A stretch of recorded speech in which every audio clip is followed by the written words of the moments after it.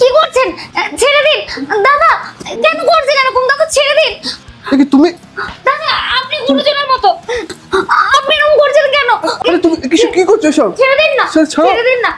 আরে হাত ছাড়ো। আমি বোনের মতো, আপনার ছেড়ে দিন। আরে আরে সরজিৎ দেখো না, সরজিৎ দেখো তোমার দাদা আমার সাথে কি করছে। আমি কিছু করিনি, বিশ্বাস করো আমি কিচ্ছু করিনি।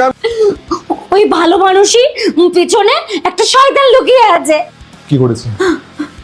আমার এতে মাঝে ব্যবহার করেছে।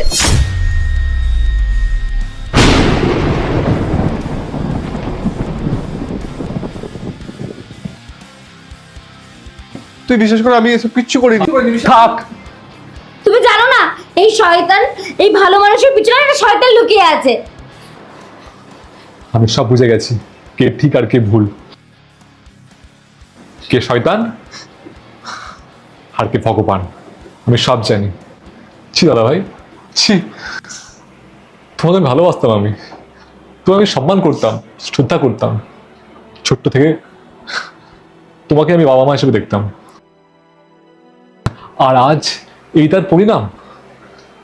তুমি তোমার ভাইয়ের বউয়ের সঙ্গে এরকম বাজে ব্যবহার করলে। হ্যাঁ, তুমি শুধু ওকে নয় আমাকেও না আঘাত দিলে।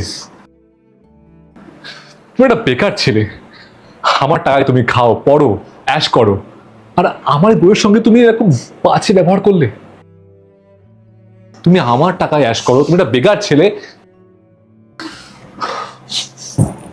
শোনো, আজকের পর থেকে না এই বাড়িতে হয় আমরা থাকবো না তুমি থাকবে। দূর দূর করে বের করে দাও। বেশ, হ্যাঁ বেরিয়ে যাচ্ছি। থাকো তুমি তোমার এই বাড়িতে। দাদা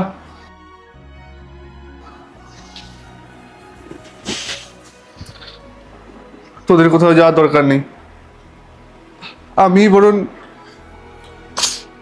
এই বাড়ি ছেড়ে চলে যাচ্ছি। সেটাই ভালো।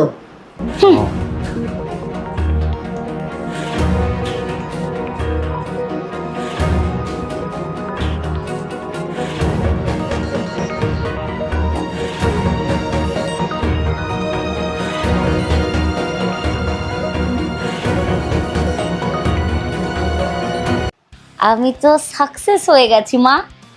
ওই শয়তানটাকে সরজিৎ মাথায় তুলে ফেলেছিল। দিনে দিনে না আমার শরীর জ্বলে যাচ্ছিল। শোন না, দাদা ভাই তুমি আমার